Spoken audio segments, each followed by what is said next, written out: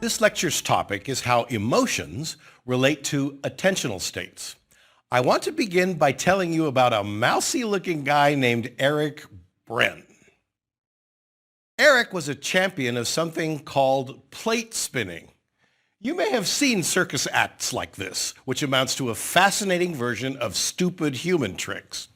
The simplest version starts with a thicket of upright poles, tall as people, next to a stack of very breakable china. Somebody like Eric grabs a plate, centers it atop the pole, then spins the plate.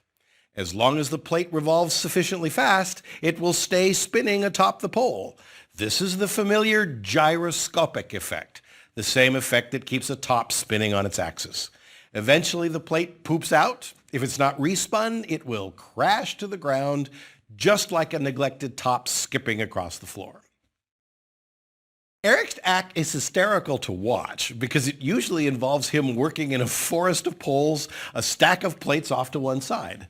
The goal is to see how many plates he can spin before one comes crashing down. When one wobbles, he has to respin it, resupplying the plate with sufficient energy to stay on its perch. Since he only has two hands, Eric has to constantly monitor all the plates spinning in the air to keep his no plate left behind strategy intact. The more plates he has up there, the more frenetic Eric gets. He's done many variations of this extraordinary waste of time, from spinning mixing bowls to performing the entire act on ice skates. One of his bowl spinning performances was captured on YouTube. It was a taped performance from an old Ed Sullivan show. That was a 1950s and 1960s era variety spectacular best known for introducing the Beatles to U.S. audiences. This lecture is not about plate spinning. It's about emotions and our ability to pay attention to things. But I'm going to use this idea of multiple plates and only two hands to illustrate something fundamental about our attentional abilities. Our ability to attend to specific environmental inputs is a lot like Eric trying to keep all his plates in the air. It takes a tremendous amount of energy. I've divided the talk into three parts. First, we'll talk about definitions, which involve solving a problem. Then we'll discuss some filtering systems.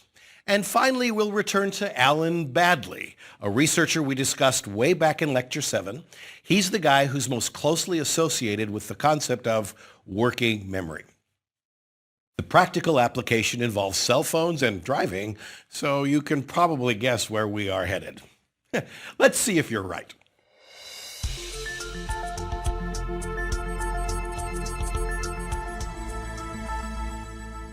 Trying to come up with a definition for a cognitive experience is always hard work. And we're trying to define the relationship between two cognitive experiences, attention and emotion. There are many issues and many theories and thus many controversies as researchers attempt to explain how we pay attention to things. Let me give an example of some of the ambiguities. Suppose you're at a noisy cocktail party in F. Scott Fitzgerald's Jazz Age. Of course, the screen is black and white. Everybody is dressed as if they are attending the presidential inaugural ball. You're trying to find the punch bowl because you're thirsty. Your eyes scan the room looking for a refreshment. You suddenly hear a partygoer mention your name.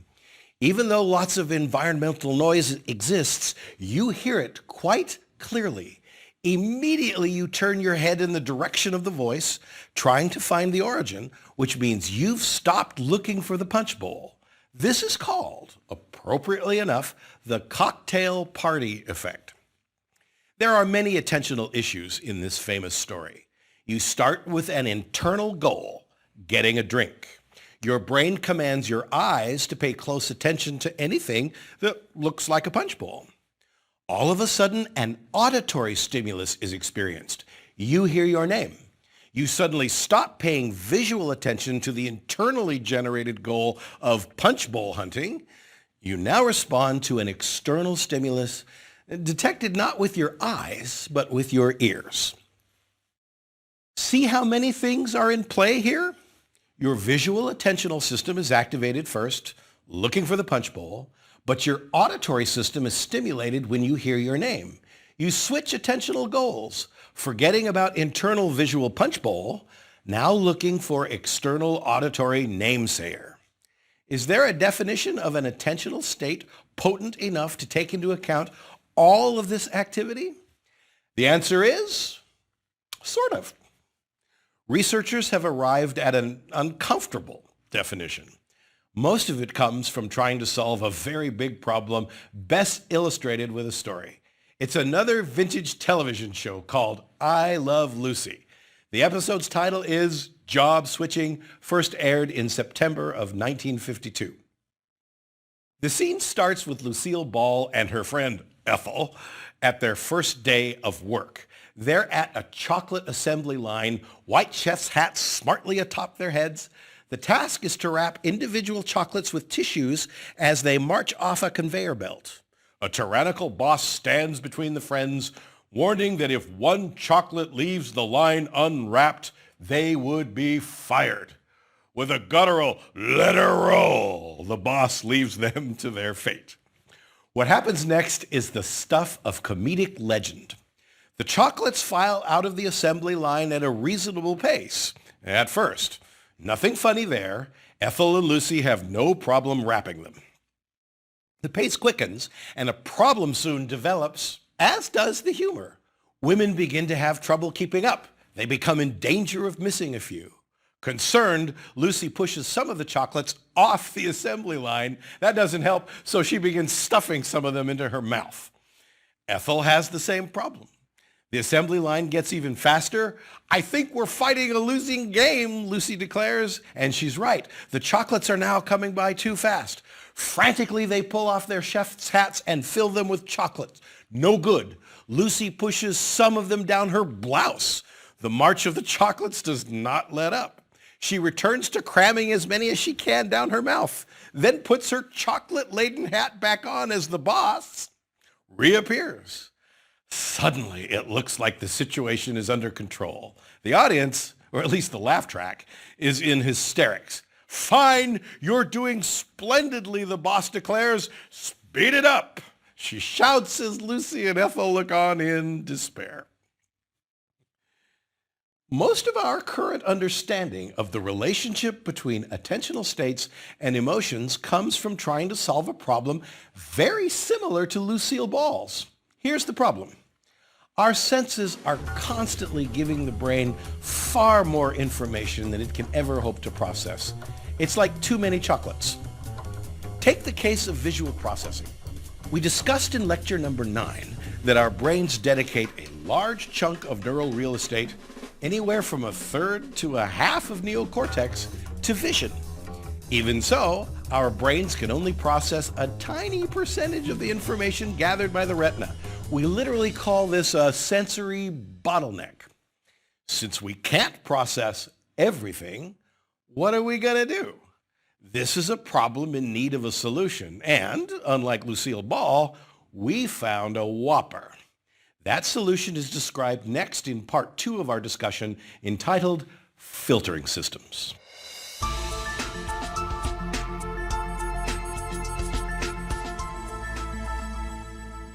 Here's our solution. In the face of overwhelming input, we did what Google does, and Lucy did not. We developed a filtering system capable of prioritizing sensory inputs.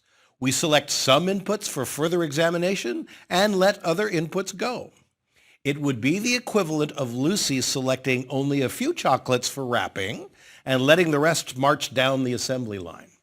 There may be many competing stimuli, but we put some inputs to the front of the line and tell others to take a hike.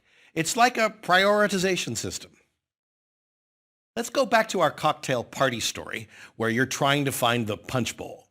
Your eyes busily scan the room seeking something that looks punch bowlish. You scrutinize the table ahead, spying a plate of food. It may try to compete for your attention, but it's not a punch bowl. You do not further process the plate. Next, you see a man holding a cocktail glass. Well, that's not a punch bowl either. You ignore him the same way you ignored the plate. You can actually show your brain disregards, in some cases may not even see, competing inputs as you relentlessly hunt down your quarry. You're prioritizing your inputs in pursuit of some goal. From this, we may derive a definition of attentional states based upon which most researchers in this line of work actually agree. In the face of competing stimuli, attention is that cognitive gadget we deploy to select a subset for further scrutiny. We reject some inputs, putting them in the cognitive garbage dump. We invite other inputs in for dinner. This competition business actually has a name. We call it biased or integrated competition theory. This theory states that though many inputs are constantly competing for our attention, we only select a few for additional attention. Attention, at its essence, is a filtering gadget. The big question is, how do we do that? What is the criteria we use to select the inputs for further processing? What are the brain regions involved? The answer is the core of this lecture. It mostly has to do with emotions. We are now ready to talk about the relationship between the stuff we talked about last lecture and the topic of this one. Put simply, emotions are linked to attentional states. To illustrate this, I would like to describe what some say is the most effective political ad ever aired on television. We need to know its context to understand its emotionality. It was the height of the Cold War, the presidential election of 1964 in full swing. Republican Barry Goldwater challenged incumbent Lyndon Johnson. Johnson was trying to paint Goldwater as a trigger-happy extremist with a desire to nuke the old Soviet Union back to the Stone Age. The political ad Johnson came up with sought to exploit this reputation. It's since become quite famous, perhaps even infamous. Let's watch. 1, 2, 3, 4, 5, 7, 6, 8, 9,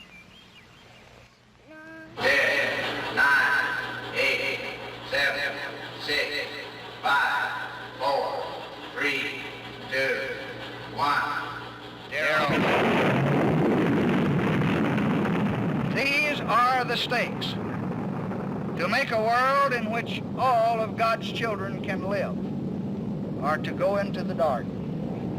We must either love each other, or we must die. Vote for President Johnson on November 3rd. The stakes are too high for you to stay home. Johnson won in a landslide. Please keep this commercial in mind as we return to the original subject. Remember, we're asking what criteria the brain uses to select some competing stimuli for further processing. One of the biggest inputs to which the brain pays attention is the emotional salience of the input. Your brain asks, is the stimulus emotionally competent? Is it dripping with emotional content? If it is, chances are you will select it for further processing. If it's not, chances are you'll ignore it. We call such attention-heavy inputs affective stimuli. Here's the way researchers Pessoa et al., writing in Scholarpedia, put it. Quote, emotion helps shape information gathering such that motivationally relevant items receive heightened attention. Emotional stimuli comprise a privileged stimulus category. The more emotional something is, the more likely we are to select it for further processing, and that's the point. The next question is obvious. To what types of emotional content do we regularly respond? Is there a hierarchy? The answer is highly Darwinian. Recall the goal of any biological creature is to project its genes into the next generations. Humans do that through sexual congress. The human brain, unsurprisingly, pays attention to sex. But it's not just sex. It's the whole idea of reproductivity, even the byproducts of sex, like babies and cuddly small children. When that daisy political spot came on, it's no accident the creators used a child. The audience immediately locked onto her, selecting the little girl for further processing, and they still do. To what other emotional content do we pay attention? We can't project our genes to the next generation unless we survive long enough to reproduce. So another big stimulus that ranks near the top is threats to personal safety. Will it hurt me, eat me, injure me? Are survival questions the brain is very interested in answering. The daisy political spot uses the survival motivations in spades. What could be more threatening than a nuclear conflagration? The attention of the audience was already drawn to the spot by the presence of the child, but it was positively transfixed because they've just watched her and by inference themselves get toasted by the most terrifying weapon ever created. No wonder this spot is memorable. Whether the creators knew it or not, they were using everything we know about the brain to get their point across. All good commercial spots do. This is the point. Our brains use emotions like office workers use Post-it notes, tagging certain inputs for further processing. Things that don't get a Post-it note are not further processed. That's the relationship between emotions and attention. Now notice I'm using the word emotions here instead of feelings. Remember from last lecture that feelings require conscious awareness. Emotions don't. This leads to the interesting observation that you can generate an emotional response without being aware that one is occurring. We even know the time delay. Benjamin Libet was the first to show that you actually start responding to a fearful situation before your brain allows you to feel afraid. The delay is about 500 milliseconds, about half a second. Why does it take so long? We may actually have an answer. Paying conscious attention to something requires a whole suite of neurological substrates, including something called the central executive by Alan Baddeley, the scientist who described working memory. That's the subject of part 3 of our lecture.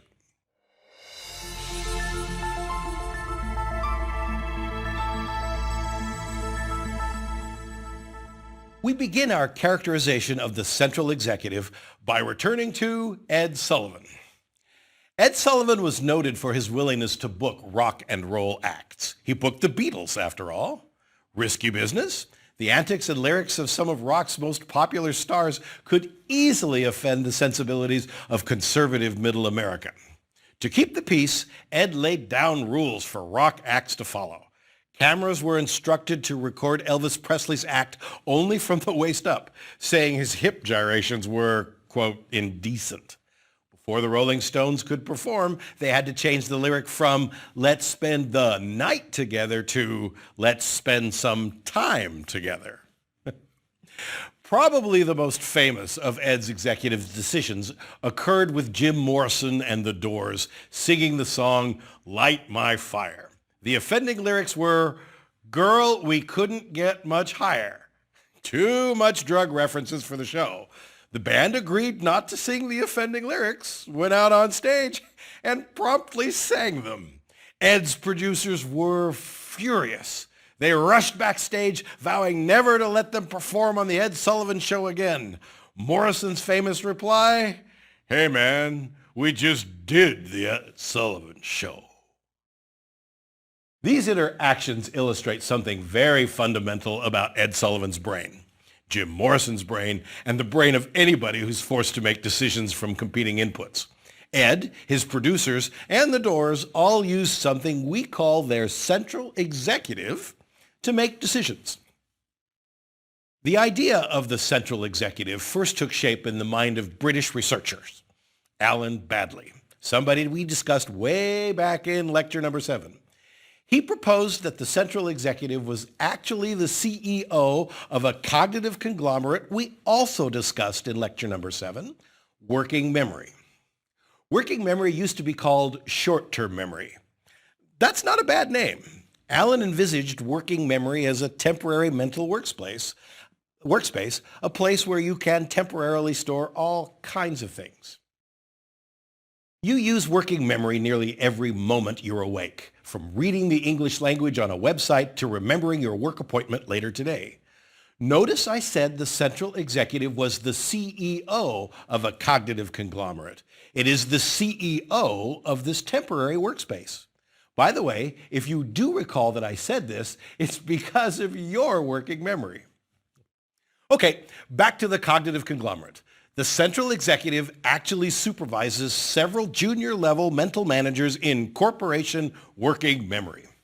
One famous manager is called the Visual Spatial Sketchpad. It processes, not surprisingly, visual spatial information. The other is called the phonological loop, which processes verbal information. Both report to the central executive, who manages and coordinates their activities. That's why it's considered the CEO. Those are not the only cognitive managers the central executive supervises. In recent years, it has become clear the central executive is involved in the topic of this lecture, our ability to selectively pay attention to some inputs and winnow others away. There are many scientists who believe the chief function of the central executive is this selection job. Here's how one researcher puts it. The crucial function of the central executive is the capacity to control attention. And later, quoting another researcher, declares, attentional control is the key function of the central executive. Okay, so these researchers think they found a cognitive gadget in the brain that pays attention to things. Specifically, it helps supervise our decision to select some inputs for further processing and neglects others. Do these admittedly psychological phenomena have any neurological correlates? Do we know where in the brain the central executive lies? In fact, we do know something about where it lies. I will use the example of yet another incident from an American TV variety show to examine how it functions. This one was House Party, hosted by one Art Linkletter. It ran at about the same time as Ed Sullivan. Art hosted what is arguably some of the most delightful 10 minutes of television ever broadcast. The segment was entitled, Kids Say the Darndest Things, and it was funny because it was so unpredictable. Kids really do say the darndest things.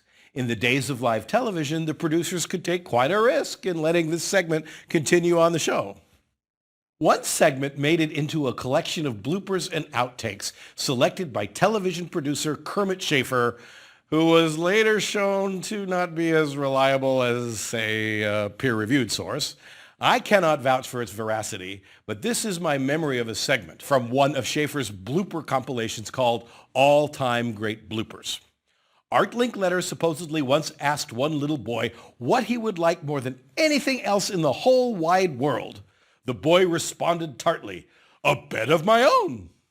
Surprised, Art gently implored, don't you have a bed of your own? I usually sleep with my mom and dad, the boy replied. But when my dad is gone, Mom sleeps with Uncle Bob and I have to sleep on the couch. And just in case anybody didn't get the implication, the boy ended with, and anyway, he's not really my uncle. Cut to commercial. Remember, this is live TV. Obviously, the central executives of the audience, if they weren't already paying attention, immediately issued commands to lock down on the boy. What was going on in the brains of these people as he unwittingly revealed Mother's secret affair? We know that two regions figure prominently in the filtering of this type of information. The first is the familiar prefrontal cortex. The second is a region called the basal ganglia. The prefrontal cortex is the most recent evolutionary addition to the brain, the one part we share with no other animal. You probably don't recall from lecture number 2, but if you put your hand on your forehead, you're mere millimeters away from the prefrontal cortex. It has many job descriptions. One important to our discussion. We think it's involved in reminding the rest of the organ what goals you're currently focusing upon. It sets the criteria for the filter. If you're searching for a punch bowl at a party, the prefrontals remind you to stay on task. If you're in the audience listening to Art Linkletter, you're focusing on him and his very candid kids. The role of the basal ganglia is harder to untangle. They are certainly large enough, looking like two large commas flanking either side of your thalamus, which is in the middle of your brain. We know they're involved in physical movement. Normally, the job of the basal ganglia is to select which combination of muscles you will need to activate and which ones you will need to inhibit to accomplish some motor task. That's a filtering job description. The little boy staying seated on the pedestal occurred because the basal ganglia told his muscles to sit still. Recently, the basal ganglia has been shown to be involved in filtering out more than just muscle commands. It may actually be involved in the central executive, filtering out mental commands too. There is evidence the basal ganglia is involved with inhibiting information that may be a distraction to the attentional goals conjured up by the prefrontal cortex. Undoubtedly, there were distracting sights and sounds in Linkletter's TV studio as the audience viewed the kids on their stools. But as the people heard what the boy said, their brains filtered out extraneous commands so they could more fully focus on the little boy's story. They did so in part because of their basal ganglia. Writing in Scientific American Mind, here's how researchers Andrew McCullough and Edward Fogel put it. The prefrontal cortex most likely provides the details about the current task goals, and the basal ganglia lend the mental muscle to block out information that does not match these goals. That, in a nutshell, are some of the brain regions involved in selecting and maintaining attention. Okay, we're now ready to talk about our next practical application.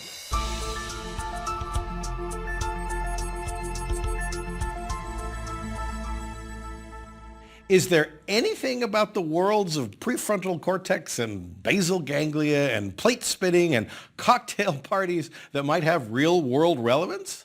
The answer is a tentative yes. Let's go back to the concept of working memory for a moment. I said a few minutes ago that in working memory there are both visual spatial sketchpads and phonological loops. These are separable cognitive gadgets according to Alan Badley. But distinct does not mean divorced. Both visual and auditory processing units in the brain do influence each other, not always in the positive direction. An example of this may be as old as Eric Brenn's plate spinning act and as new as your cell phone and your car. You probably know that texting or talking on a phone while driving greatly increases your chance of getting into a car wreck. If you're talking on the phone, your body has the general driving skills of a person who is driving drunk. In fact, you score worse than drunk drivers. You weave in and out of lanes, have reduced braking times, miss exits, follow behind drivers too closely. Whenever I see someone on the phone while driving, I slow way down. I know I'm in the presence of a drunk driver. Given this lecture, you may be in a better position to neurologically understand why slowing down is prudent. The seminal finding comes from imaging the brains of people when they're simultaneously confronted with visual information, such as driving, and auditory information, such as talking on a phone. Put simply, researchers found you can't pay attention to both equally. That's why you get into car wrecks. Let me explain. When you drive, your visual processing centers are fully engaged, just like looking for a punch bowl, okay? You're attending to the things you see.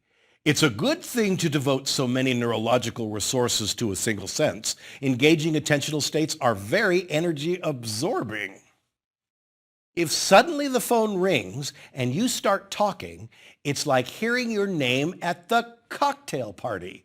Two things happen in your brain simultaneously. Your auditory attentional processing centers become activated. At the same time, energy formerly devoted to attending to visual information decreases. Your brain appears to be robbing Peter to save Paul. The more time you devote to the phone, the less time you devote to the road. That's why you can't drive and talk at the same time. It's like plate spinning. To keep two plates constantly spinning on their rods, you would need 4 arms. But you don't have 4 arms. You have 2 arms, so you can't. By the way, it doesn't matter whether you're driving hands-free or not. The same areas of the brain are still distracted with hands-free conversation. You are still drunk. It makes absolutely no sense to pass a law banning cell phone usage while allowing hands-free. State of Washington, are you listening? You do not have nearly the subtraction when more passive auditory information is present in the car, such as listening to radios. The brain appears to commit less energetic resources to passive audition processing than it does to active phone conversations. Listening to the radio does not exert the same attentional distraction that talking on a phone does. Here's the practical advice straight from the cognitive neurosciences. Don't talk on the cell phone and drive. Don't text either. That's actually worse. That's a fairly emotional thing to say.